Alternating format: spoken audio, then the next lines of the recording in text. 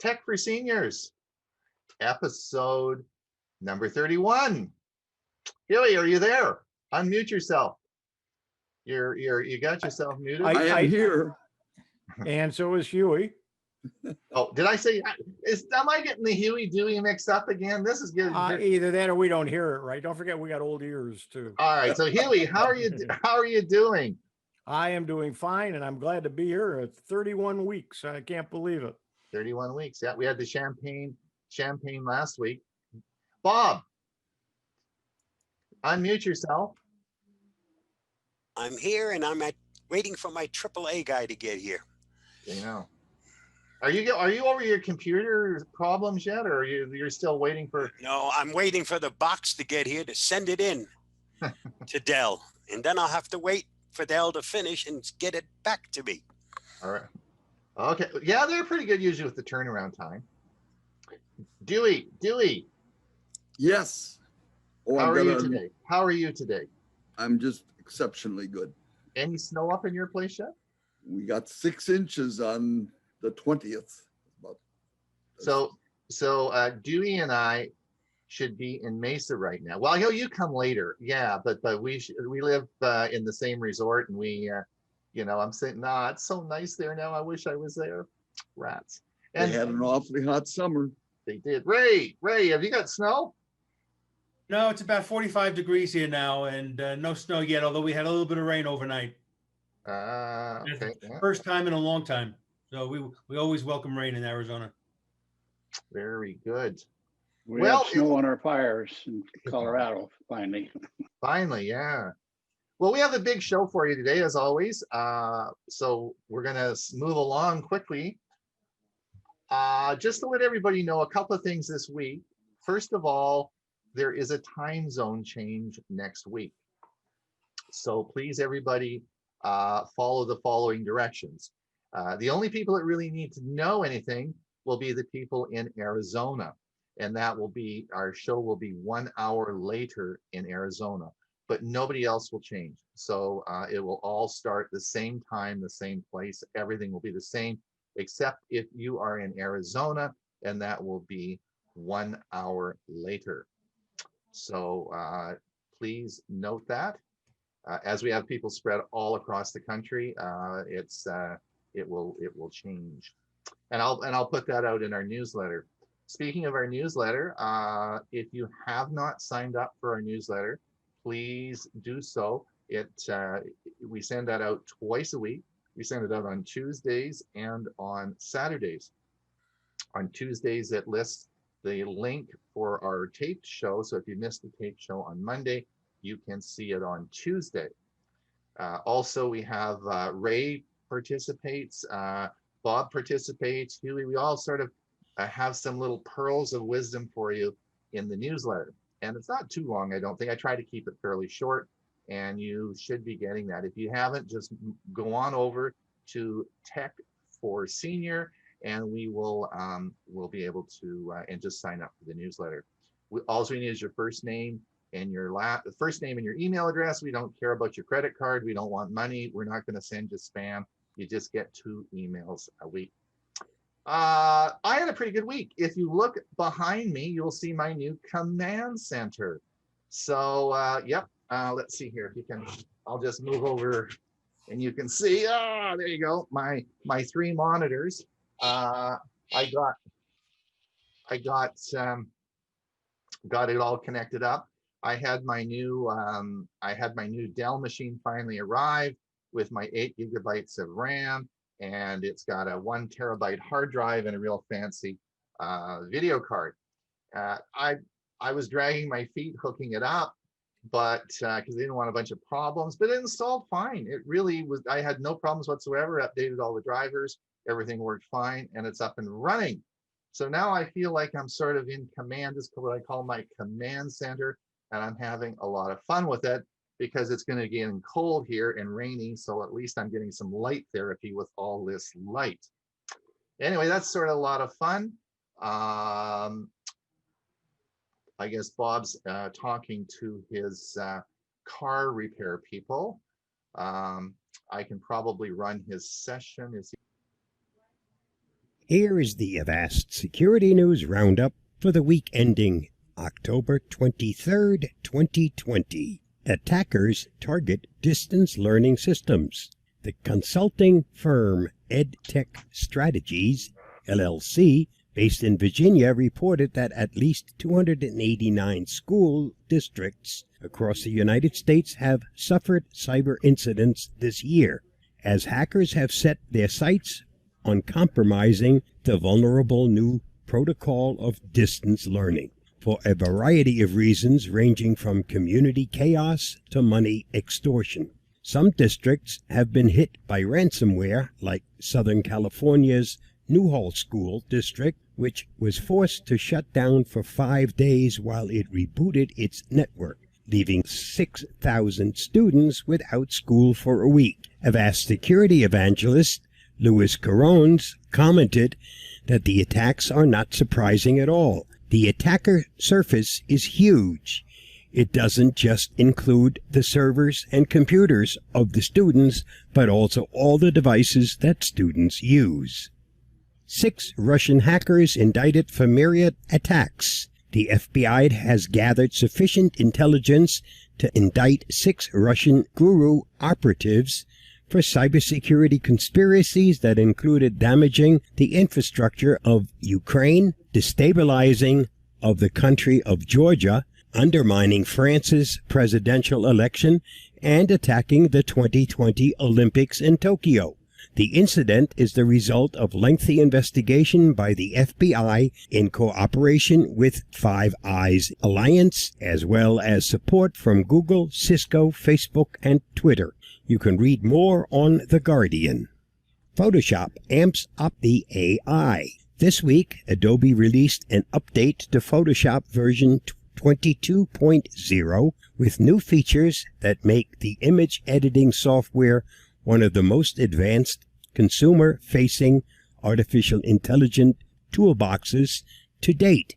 Including in the update is a suite of what Adobe calls neural filters, AI overlays and effects that can cause deep fakes in portraits by changing things like age and facial expression, even amplifying or reducing feelings such as joy, surprise, and anger. The Verge reported that Photoshop has an advantage in the field thanks to its sizable catalog of stock images, which provides an array of examples diverse enough in age, race, size, and shape to overcome the typical racial biases endemic in facial recognition AI. Beware the new Windows Update scam. The MOT botnet has been relatively inactive for a while, but it returned last week in force with a worldwide malware campaign. The newest scam disguises itself as a Windows Update message, urging users to update by clicking the Enable Editing and Enable Content button provided in the email. Clicking these will open up malicious macros that immediately infect the user's system with MOT malware, usually resulting in a full ransomware takeover of the system. Bleeping Computer reported that the malware is considered the most widely spread in the world, and you can learn more about it in our Avast deep dive into MOT. Phishing emails spoof Microsoft, DHL, and Apple. Researchers studying phishing attacks in 2020 found that Microsoft jumped from the number 6 most spoofed company in the second quarter this year to the number 1 most spoofed company in the third quarter. Phishing emails trying to trick users into downloading malware onto their systems took the form of a phony Microsoft message in about 20% of the cases worldwide. The second most spoofed company was DHL, and Apple both tied with 9% of cases worldwide. The cybercriminal switch in tactics to impersonate these companies is due to the billions of users around the globe who began working from home during the pandemic. Read more on ThreatPost. And that's all this security news for this week. Stay safe, stay healthy, See you next week. Bye-bye. Well, thanks, Bob. Thanks, Ron. Good. That's excellent. So we're still in the glue with a lot of bad guys out there, but didn't look too bad this week. Is it a little bit better or what? No, they've got now more targets because most of us are home, busy on our computers and smart devices. So their field has gotten much bigger than it used to be. All right. Well, thanks for the good work and keep us safe, eh? All right, Hewie. Yes, it's me. And I am about ready here. I wasn't going to do a Starlink report, but it turned out there was enough news to do one. So let's. The Starlink Report. And this is the Starlink Report for October 26th, 2020. I'm Hewie Poplock.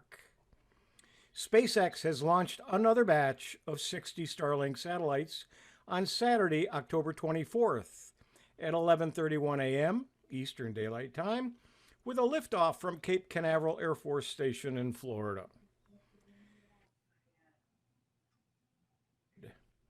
This is the 15th Starlink launch so far, and SpaceX has now launched over 800 of the small, low Earth orbit satellites to date. This launch used a Falcon 9 first stage booster that twice previously, both times earlier this year, including just in September for the delivery of a prior batch of Starlink satellites.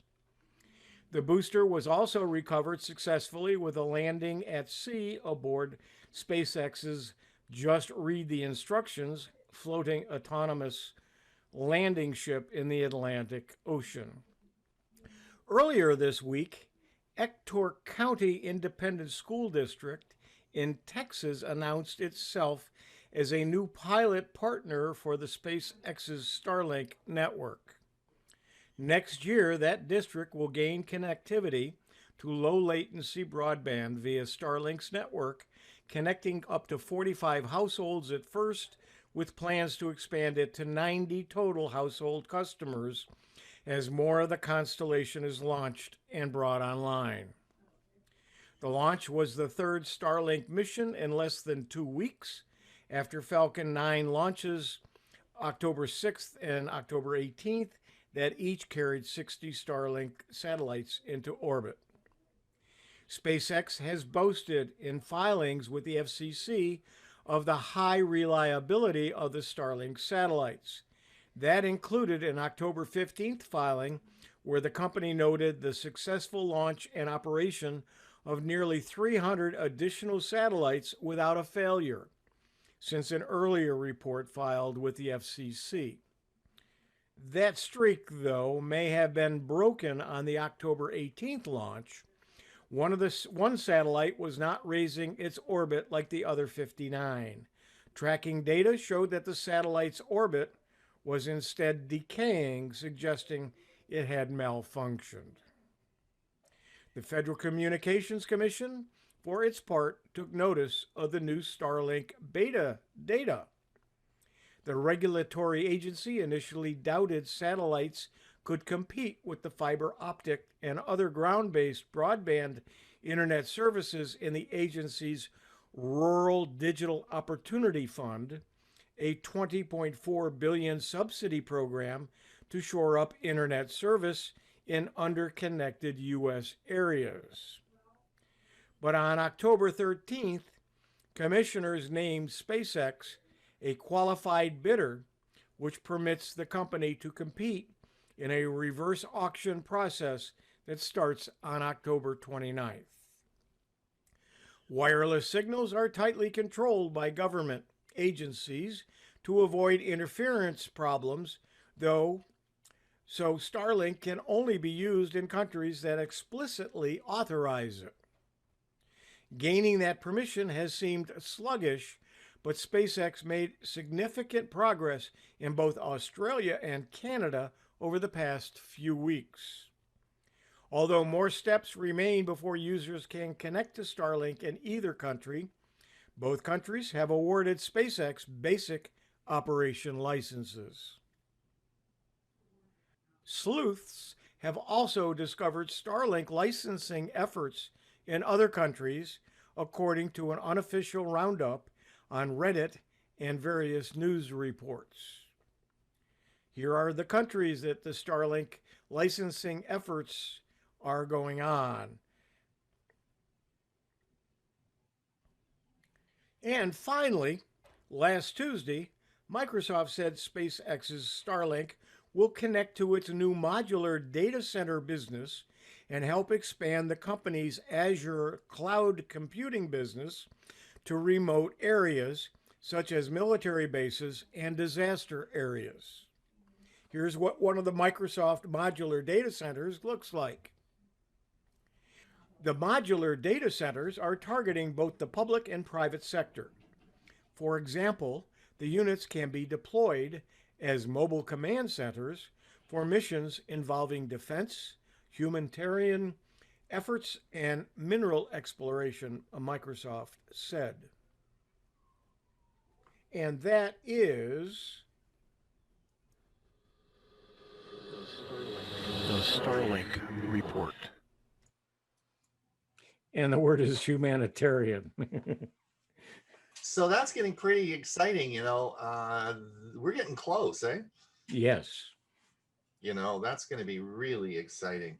And I couldn't find an exact date for November's liftoffs, but it looks like they're going to probably do at least 2 in the month of November and at least 2 in the month of November, each with somewhere between 58 and 60 satellites. So they're getting up there towards the numbers that they want to have to be able to make it work in some of the first areas. Any update on the speed or latency issues around it, or what? Just that latency is coming down, and as I said last week in my report, that they have found a way to speed up via software the connections, and that's why the FCC now has gone ahead and allowed them to compete with the other companies. Wow. So what's the download speed? What's the average? The numbers I think I said last week, I think they are in the 50 to 100 megabits per second. Not bad, yeah. But I'm sure they're going to get faster than that as they get more satellites up there, and as they get more and they work on the software, it's going to get faster and faster. Their hope is a gigabit per second. We don't know if they'll actually be able to achieve that or not. Well, one of the ways they're going to do that is that right now the data is going up to the satellite and back down. But what they're going to be doing is using lasers to communicate between satellites. So the data will go up and it won't actually come down. It may go cross over by laser technology to different satellites and then down on another satellite. Eh? Yeah.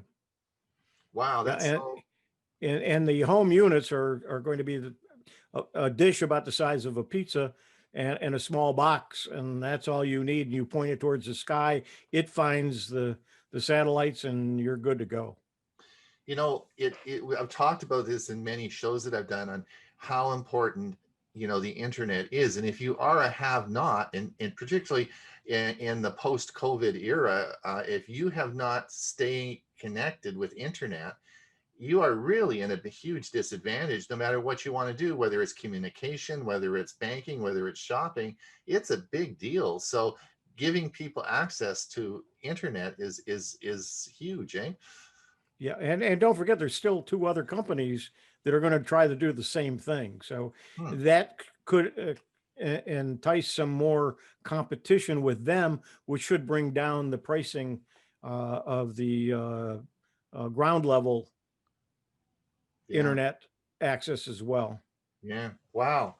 Exciting times. Dewey, have you got anything for us today? Well, yes, and I'm especially happy to note that Byron Nate, your friend and my friend from Silveridge, a Canadian resident, is watching this morning because, unknown to him, he's responsible for what I'm going to talk about. And what I plan to talk about is printfriendly.com.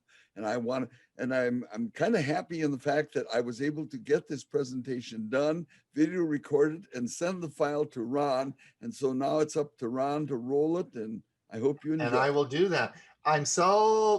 You really did a good job of this. I said, as soon as I got the file, I went over to Hewie and I said, do you know what Dewey did? This is crazy good. And you were a new Zoom person, weren't you, recently? Or you? Well, I'm a PowerPoint person. I had Yeah. never done PowerPoints until about 6 weeks ago. Wow. All right, watch this, everyone. This is really good. Watch this.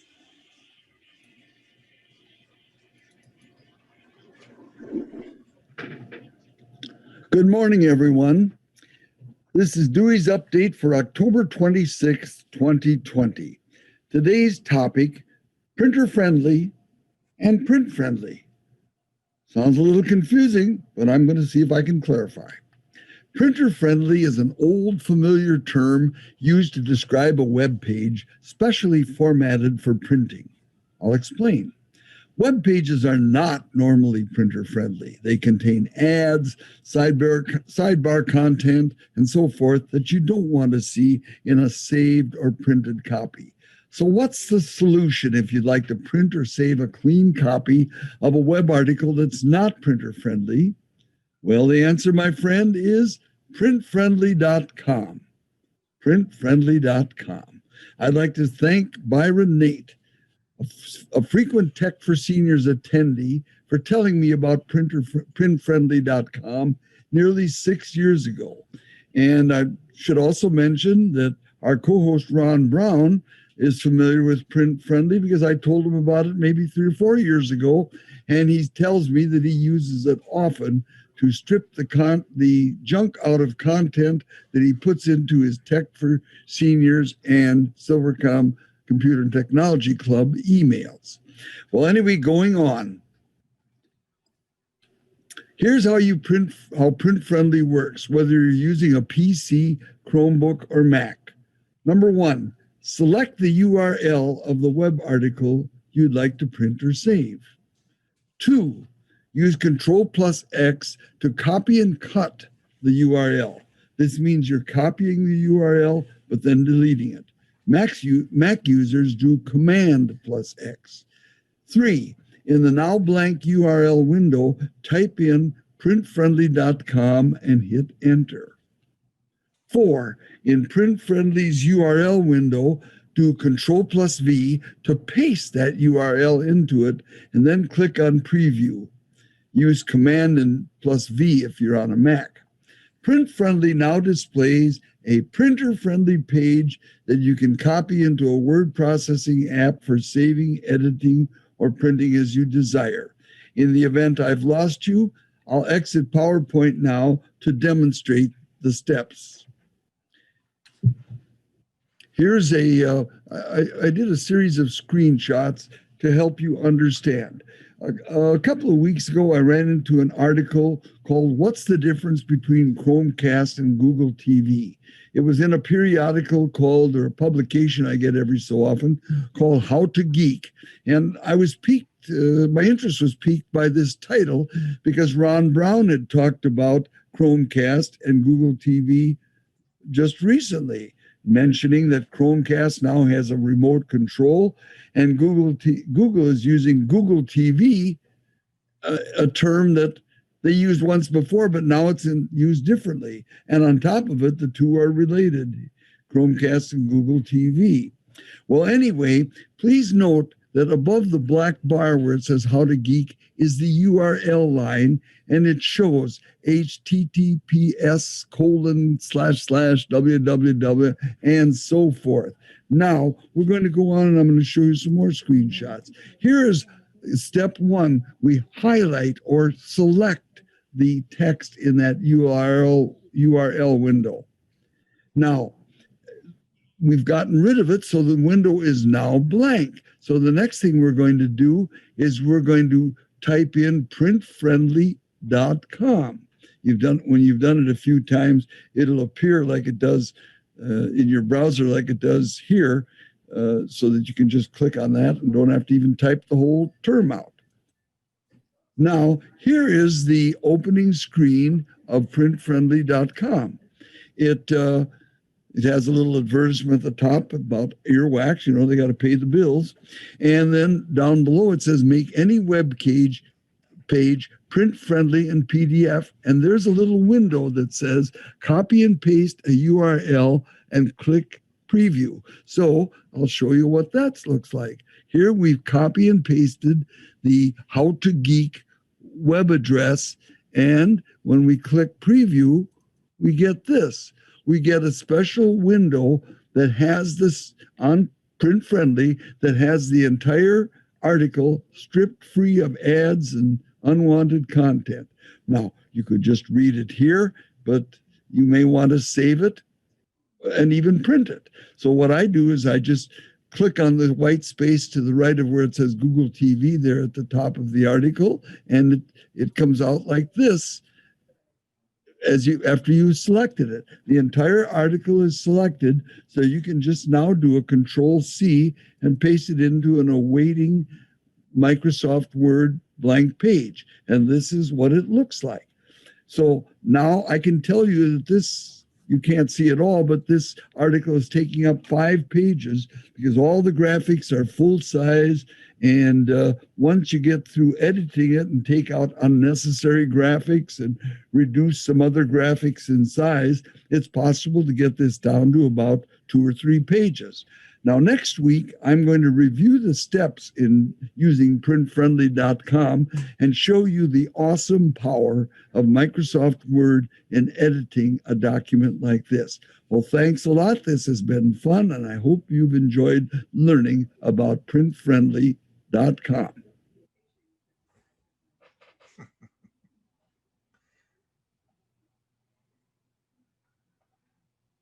Well done.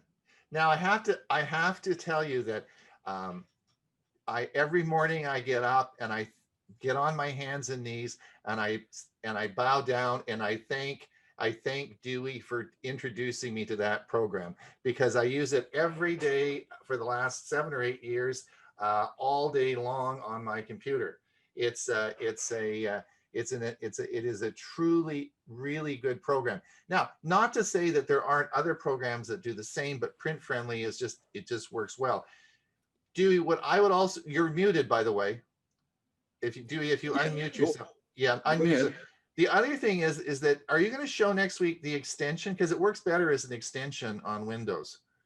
Well, I'm going to look into that and I'll decide. Because if you install it in Chrome as an extension, you don't have to do any copy and pasting. All you do is if you have the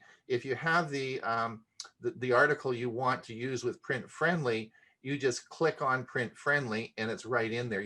There's no copy and pasting. So it works really well as an extension.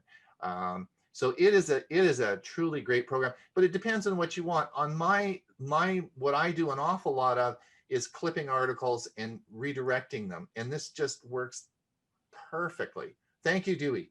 Thank you, Dewey. You're welcome. Thank you, Dewey. Thank you, Dewey. I love that program. So it's great. So anyway, more on that next week, though. More on that next week. Yes, I'm sorry I was unmuted, but okay. We'll more be on that next week. continuing it and emphasizing, like I said, the awesome power of Microsoft Word in editing. Great. Okay. Thank you so much. All right. Well, the next session that we're going to spend some time with now is on browser hijackers or browser redirects.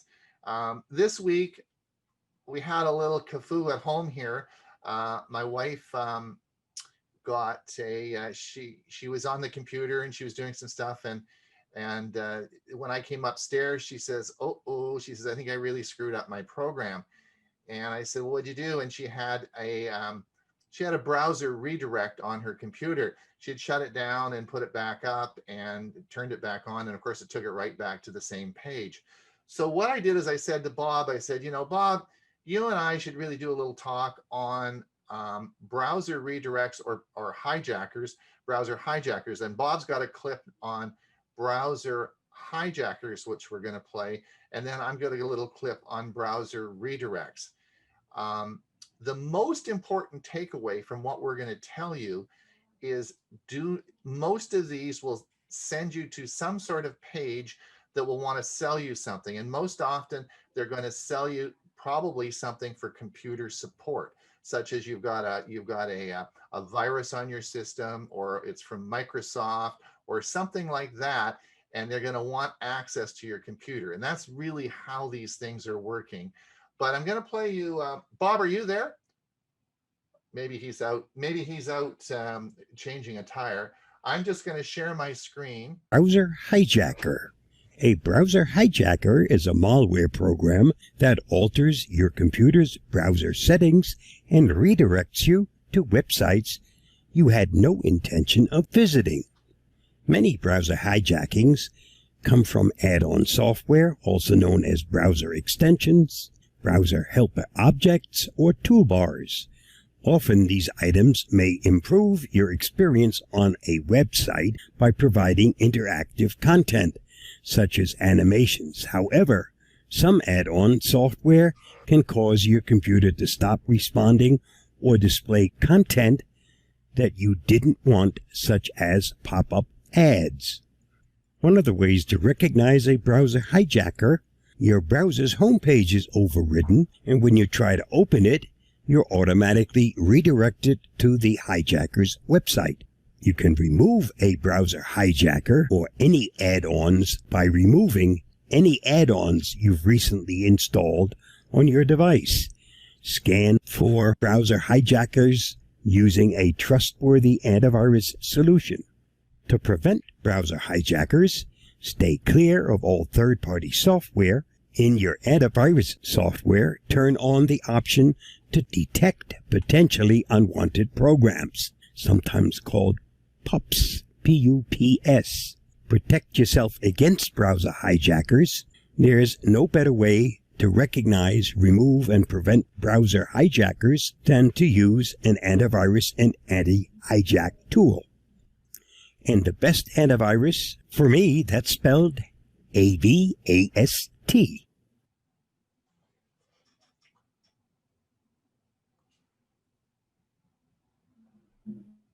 Okay, now I'm just going to view. All right, so now that's what we call a browser hijacker. And this is actually usually through a Chrome extension or some program you've loaded onto your machine. You will come up with this. And what these do is they will, as he said, they will take you to malicious sites or sites that are going to do bad things to you. And so that's a problem. That's called a browser hijacker. But more commonly, and I see this all the time, are what we call browser redirects. And this is nothing that's installed on your computer. You just go to a website, and the website will redirect you to a certain page, and it's usually in a full screen page. And what happens is it'll say on that page, your computer is frozen, you have malware, or there'll be something there and they'll want you to call a phone number, right? And the first thing that people have problems with is they're worried and they're scared, right? They think something's wrong because when they go and they click on anything on that particular page, it won't work. So they think there's something bad in their computer and they think there's something locked up. So the first thing Gail did was she rebooted the computer. So when she rebooted the computer and it starts up, well, of course, her computer starts up and it puts her right back to the same page, because Microsoft does that, and Chrome, they want to put you right back where you left off, right? So they put her right back to the same place. So now, but again, when you go and you click on anything on that page, it won't work. Now, those of us who design web pages, this is a simple thing to do. You put a whole bunch of buttons on the web page, but you don't program the buttons to do anything. So it makes it look like it's locked up or whatever. The only thing you have to do is you have to get out. It's just a tab in your browser that's open. All you have to do is close that tab. That's all you have to do. There's nothing on your computer. This is not a serious problem. The serious problem is if you phone that number and you give access to your computer, and then you're in big trouble. So I've got a little video here. I want to just show you. Okay, in this video, I'll show you how to remove redirect virus on Google Chrome browser easily. Let's get started. I'm going to give you some simple steps and you can follow these. So first of all, open up Google Chrome.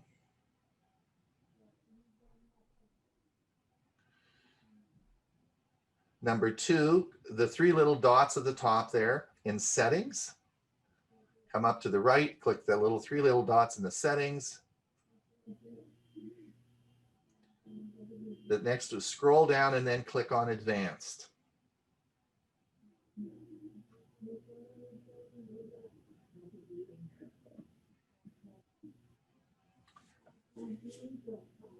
And then as you scroll down, you'll see reset and clean up right in there, okay? Now click on the restore settings to the original defaults. But this will delete data like your history, your cookies, cache, bookmarks, extensions, so on and so forth. And then hit restart.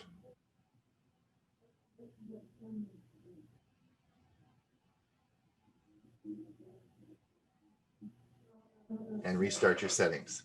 And that's how you can get rid of the redirect.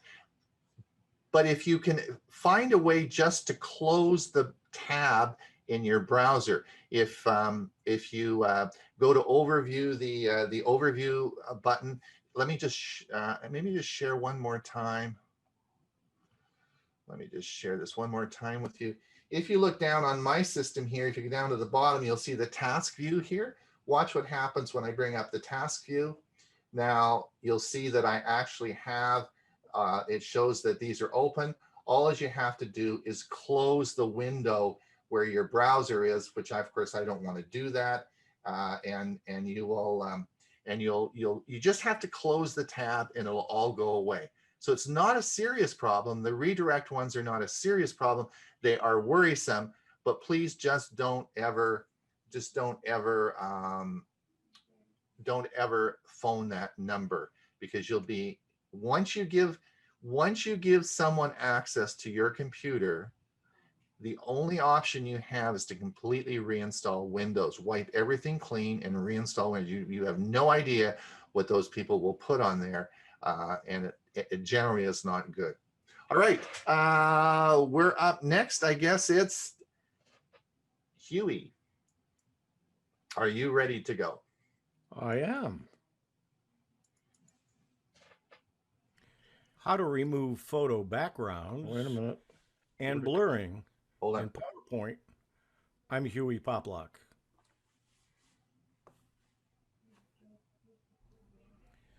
Recently, I talked about creating animated GIF files using your PowerPoint. Doing that, I discovered that there are some other things that you can do with PowerPoint that I've been doing outside of PowerPoint and then bringing them in. I want to share with you a couple of those effects that you can do within PowerPoint that you don't have to go outside and work on files. The first one has to do with removing the background of an image. So let's go to an image, and I have one here. And let's say we want just myself and the character from the team of the, it's the Bradenton Marauders. And I just want his picture with mine and not of the other. We're going to put them somewhere else. So let's play with this a little bit. Now, what you need to do is you double click on the picture to do editing with graphics.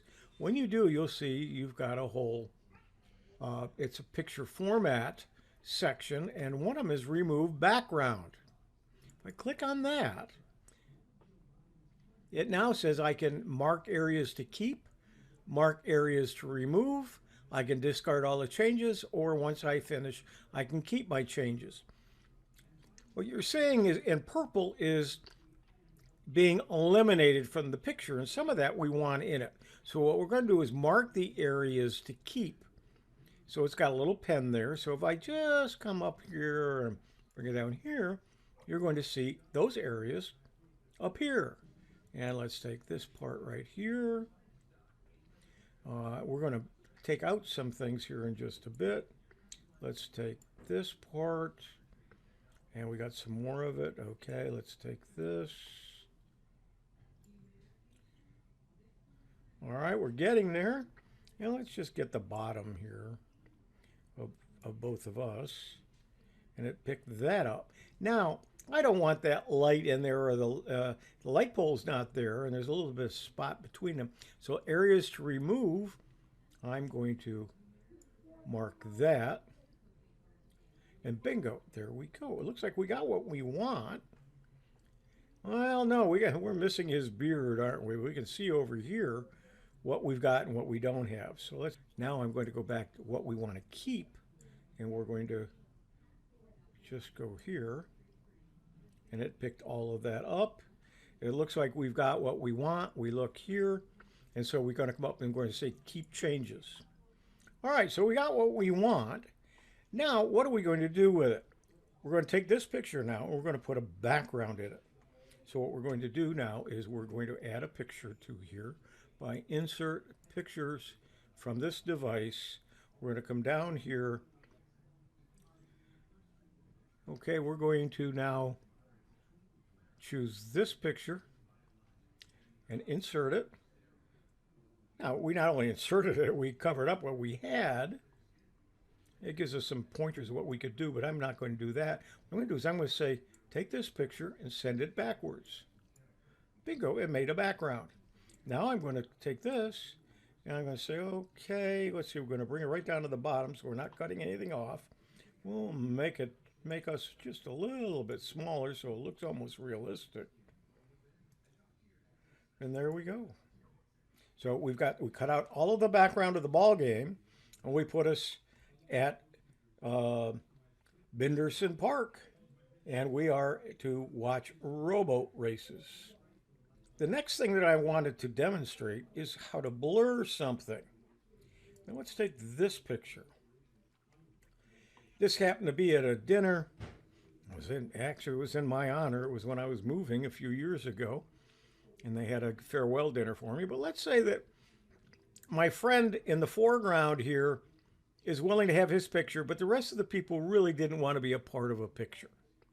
So here's what we can do without going out and using a third-party program to blur the picture and then bring it back in, and then if we didn't like it, we had to go and do something else. What we're going to do is, first thing we're going to do is, we're here, I'm going to click here, and then I'm going to right mouse click, and I'm going to copy here. So I now have 2 copies of this exact picture. Now on this picture, I am going to crop. Notice when I click crop, I get these little marks in the corners and on the sides. And so we're going to come along the base here.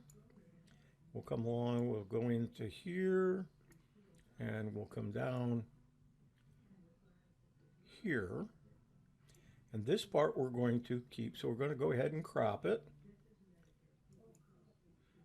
Crop to shape, no, crop, and then click. Okay, so that one's cropped. It's right here.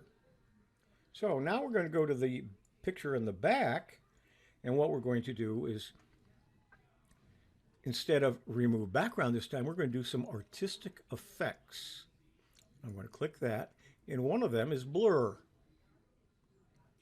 But what I want to do is I want to show the amount of blurring that we're going to do. So when I clicked adjust it, we've got artistic effects, we've got some artistic effects, and we're going to come here and we're going to click on blur. Now it wants a radius of the blur. In other words, how much of a blur do I want? Well, probably maybe 50, 60%. So let's just slide that up. Let's see what 50 looks like. Don't forget that other picture is in there. So we can go here. So we can go like this. That other picture is in front. We'll get it right where it's supposed to be. So the hand is matching here, and the door is almost there. Enough in the blur that that would look like that. And so we're going to say okay. And so that's what we're going to keep. And so now if we come back up here and then come back down to our picture, we see everybody's blurred but my one friend. So now we've been able to cut out the background and place our picture on a different background. And then we were able to blur most of the picture. We could have blurred the whole thing and put words over it if we wanted to. But in this case, I wanted one part of it not to be blurred and the rest of it to be blurred. We took care of that. So these are two effects that you can use PowerPoint. Within PowerPoint, do your photo editing and not have to go out and use any third-party programs and be bothered with it. You can do it very quickly and easily within your PowerPoint while you're working on your presentation. And Hey, that's that's it. pretty cool. That's really neat. I'm going to try that. Me too. Do you use that a lot, Hewie? I do, and I also have some third-party programs that I do a lot of that kind of work as well. Right. Now, is it possible in PowerPoint just to sort of blur certain areas? Like, do they have a little No, that's why I had to do it the way I did. I do have third-party programs that will do that, but okay. well, actually, I showed. I think on here, it's not even a program; it is a website, and you can do it there. Right. Interesting. So there are ways to do that if you want. Very well, cool. Ray, I'm getting a feeling of tapping my toes and some music stuff here. What do you got for us this week? Well, let's see what I can find here. Ever wonder how the similarity between the old show, the Brady Bunch and Zoom look familiar? Well, let's watch this little clip first. Good morning, all. Today we're going to have what I'd like to call an entertaining combination of musical talent. Lindsey Sterling, Alex Boyer, and the Salt Lake Pops Orchestra performing the Bruno Mars song Grenade. Lindsey Sterling today is the 34-year-old violinist who provides exciting choreographed performances. What makes her so special is she performs a variety of musical styles, from classical to pop to rock. She's even been called a hip-hop violinist. Then we have Alex Boyer. Alex was born in England to Nigerian parents and today is a U.S. citizen. As a teenager, his musical influences were primarily Motown artists. His songs have appeared in movie soundtracks, and he has opened for music entertainers including Olivia Newton-John. To round out this group, we have the Salt Lake Pops Orchestra. They've been described as a new orchestra for a new age. They bring orchestra music into the 21st century with new tech instruments playing modern music, including covers of popular songs. Here they are with one of those covers from 2012, the Bruno Mars song, Grenade. And there we go. Wow, so much talent. She's so young. How old is she? 34. Actually, she was actually younger. That was about 4 years so. So she was about 30 when that was videoed. But I love the combination of voices and an orchestra. Yes. Yes, for sure. Amazing. Amazing. Anyone have anything they want to say before we finish? Any questions? We got a couple of minutes. Thanks for filling in. I appreciate it. My tire is all changed. Boy, they were fast. Yep. Huh. I have a question. Sure. So I'm not sure if I changed a setting or if you're all just changing your settings on the admin side. But while I couldn't focus or put my speaker on the person I wanted to put it on, Ron, it stayed on you. And at first I thought it was Hewie who was talking instead of just it being recorded. but it wouldn't allow me to switch it from highlighting you to highlighting it Hewie. So is that something y'all change on your side, or do I need to check my setup? You should, are you in speaker view or gallery view? I tried both. Right now I'm in gallery view, but when I was in speaker view, the slide stayed on Ron. That could be because that was a recording. I wasn't live, and so it wouldn't go to me. Okay, but I thought there was an option on my side where I could have went and highlighted or selected somebody and kept it there. Yeah, that's called pin it. And you can click on somebody else's picture, and there should be a choice there to pin, and that would pin them to that to the spotlight. I don't Okay. think Ron has spotlight turned on, but the All right. reason it didn't go to me is because it was a recording. It was not me live, so it wasn't my microphone. Spotlight is turned on, but when it's a recording, like you said, you can't pin the recording. Okay. Yeah, so I just turned on spotlight for everyone, but that's whoever speaks will now be. But that's a unique situation. Just go at, yeah. So you should be able to do that. Just go to someone else's picture, click on it, and you'll see those three little dots to the right, and then you can just click on spotlight. Good morning, Carol. Well, good morning, Ron. I spotlighted you. Excellent show. Dewey, Yes. wonderful presentation. Thanks. Yes, The indeed. entire staff did a great job today, Ron. Thank Part you. of a Kudos to print you all. friendly. All right. Well, listen, it is top of the hour. Another episode has gone by. I want to Can I thank everybody. mention something quickly? Sure.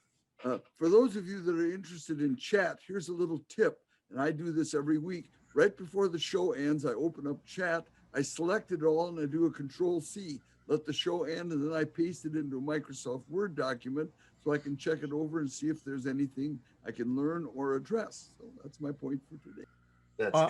Better Hopefully- than that, if you open the chat box, go to the bottom of the chat box, you'll see three little dots. When you click on those three little dots, one of the choices is save chat, and it'll just save it so you don't have to copy and paste. It will save it in it'll create a folder if you don't already have one in documents called Zoom, and then it'll have today's date, and in there will be a text file with the chat. That's a good idea as well. Thanks, Huey. Huey, you're so smart. Ron, I have a question from last week. Quick one. We got to go. All right. So on the YouTube, are you going to be talking about in the future the more of the functionality of how to set it up as a business and how you can make money from it? I certainly know a lot about that, and I could certainly do that. I'm not sure how applicable that is to our audience here, but that's something if you want to email me a separate email on that, we'll talk about it. All right. Well, again, thanks everyone for coming. Thanks. Hewie, are you going to be back next week? I am planning on it. It's been fun for 31 weeks now. Bob, are you still around? I'm here, and I hope to be here for the full meeting next week. Thank you. Hey, well, thanks. We played your video, and I want you to watch the replay and let me know how good I did about the security section, right? Will do. I'm under your tutelage, so I want to make sure you do that. I did a good job, okay? And Dewey. Yes, I will be here, and I will be sitting on pins and needles because it's one day before the American election. Oh, yeah, that's right. And it's also one day before a very special event, Dewey. What is that special event? I guess it's the first Silvercom CTC virtual Zoom meeting. You got it. That's right. That's exactly right. And Ray, you be back next week? I'll be Team of Wild Horses couldn't keep me away, and I'm going to combine next week talking a little bit about a program called Microsoft Sway, and I'm going to do that with my music video. That is going to be really cool, and I am so looking forward to that. That's I don't know anything about it, but it looked real cool when you showed me that. So Microsoft's best secret. Yes. Ron, all right. Yes. Are you going to stay up north for the winter? I am. Hunkering down with my new hunkering down with my new computer system here. Yeah. All right, listen, everyone. It's the end. We're 3 minutes over. I want to say goodbye to everyone. Again, we will be back same time, same place, except in Arizona, where it will be 1 hour later. Okay, so please remember that. Same time, everybody else, but it will be 9:30 in Arizona. All right, everybody stay safe. Have a great week. And Bye, everybody. Thanks for joining us. Bye-bye. Next